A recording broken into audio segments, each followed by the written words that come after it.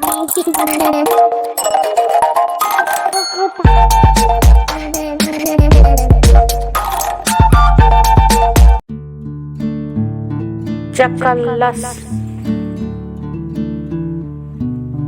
अरे नामाकुलो, मेरा चश्मा कहाँ मर गया? माँ जी पूरी ताकत से चिल्लाई। फिर ये शैतान की औलाद मेरा चश्मा उठा कर ले गए। मेरा तो इस घर में जीना मुहाल हो गया है। पता नहीं क्या खाकर पैदा किया है इन चुड़ैलों ने औलादों को। सारे दिन मेरे ही सामानों के पीछे पड़े रहते हैं। कभी कोई मेरा चश्मा उठा कर ले जाएगा, तो कभी मेरी एक चप्पल कानपुर में मिलेगी तो दूसरी बरेली में भी। इन छोटे की औलाद तो इतनी अफलातून है कि शैतान भी शर्मा जाए। लाख खिलौने बाप ने लाकर रखे हैं, मगर इन्हें तो चाहिए बस मेरी छड़ी, मेरी चप्पलें और मेरा चश्मा। अरे एक दिन तो हद हो गई। बरसात होकर थम गई थी। बच्चे बाहर रेत में मिट्टी के घरौंदे बना रहे थे। देखूं तो डिब्बी में से मेरे दांत गायब हैं। छड़ी उठाकर बाहर गई तो देखा कि इन शैतानों की औलादों ने एक मिट्टी का पुतला बना रखा है और उसके मुंह में मेरे दांतों का सेट लगा रखा है। मैंने भी कह दिया, अपनी माँ चुड़ैलों की मूर्ति बना रहे हो क्या नालायकों? नामुराद मुझे देखते ही दांत वहीं छोड़कर रफू चक्कर हो गए। बड़ी मुश्किल से दांतों को पहले तो बार साबुन से धोया, फिर गंगा जल में डुबो कर रखा। अब बुढ़ापे में इतना भी कहाँ होता है। हाथ पांव तो पहले ही कांपते हैं, ऊपर से इस गठिया की बीमारी ने जकड़ रखा है। फिर दुनिया के सबसे शरारती बच्चों से सारे दिन की चिल्लापों। अब देखो ना, मेरे दोनों बेटे इतनी मेहनत करके अच्छी भली कमाई करते हैं। घर में फल, चॉकलेट और मिठाइयों से फ्रिज भरे पड़े रहते हैं, मगर इन बंदर के बच्चों को देखो, स्टूल लगाकर मेरी अलमारी खोल लेंगे। पता चला मेरी बिस्किट चट खुद नहीं खाएंगे तो मोहल्ले के बच्चों को बांट आएंगे। 2 मिनट बरामदे में जा बैठूं तो धमा कचौड़ी मचाने को इन्हें मेरा ही बिस्तर मिलता है। सुबह ही छोटी बहू से झाड़ कर बिस्तर ठीक करवाया था, मगर नालायकों ने उसे खेल का मैदान बना दिया है। माँ जी के कमरे से सारे दिन ऐसी आवाजें आती रहती। जब उनके स्वर में वास्तविक क्रोध सुनाई देता तो दोनों में से कोई एक बहू उनकी शिकायत सुनकर और माँ जी की अनवरत झिड़कियाँ सुनते हुए व्यवस्था ठीक करके चली जाती। शाम को जब बेटे काम से लौटते तो एक बार माँ के कमरे में जरूर जाते। माँ जी का शिकायतों से भरा टेप फिर शुरू हो जाता।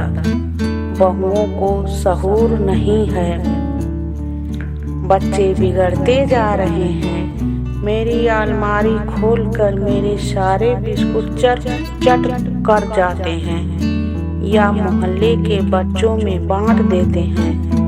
मेरा पानी का गिलास जूठा कर देते हैं। अरे माँ, क्यों चिंता करती हो? मैं लाया हूँ ना आपके लिए पसंद के बिस्किट।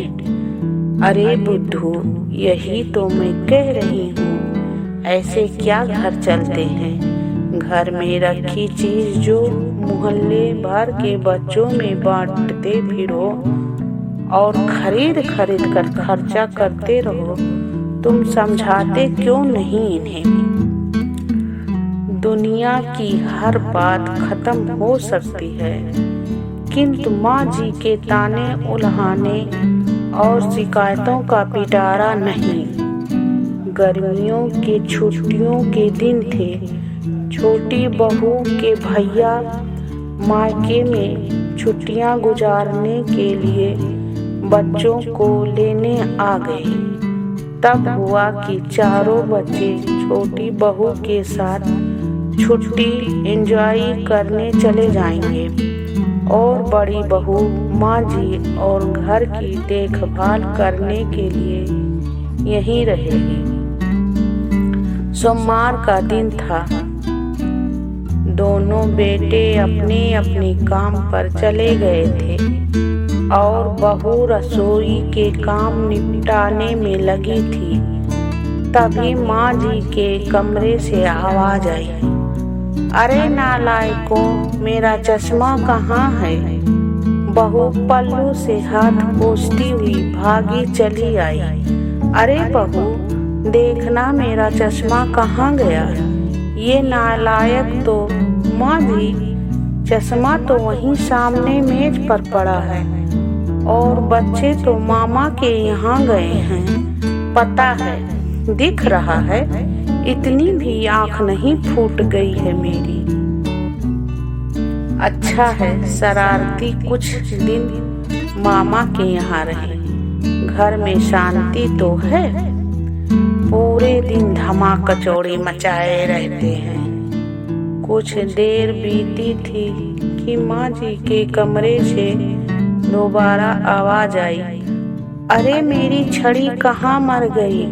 अरे बहू, बहरी हो गई हो क्या। मैं कितनी देर से गला फाड़ रही हूँ। आई माँ जी, आपकी छड़ी तो वहीं दरवाजे के पीछे खड़ी है जहाँ आप रखती हैं। ठहरिए, मैं देती हूँ। अरे रहने दे, इतने भी हाथ पांव नहीं टूट गए हैं मेरे। जरा सी आवाज मुंह से निकालो तो छाती पर आ खड़ी होती हो। और देख, ये खाने का सामान, अलमारी बिस्कुटों से भरी पड़ी है। भला सील कर खराब नहीं हो जाएंगे। घर चलाने का सहूर तो है नहीं किसी को यहाँ। एक चीज मंगाओ, 10 लाकर रख देंगे।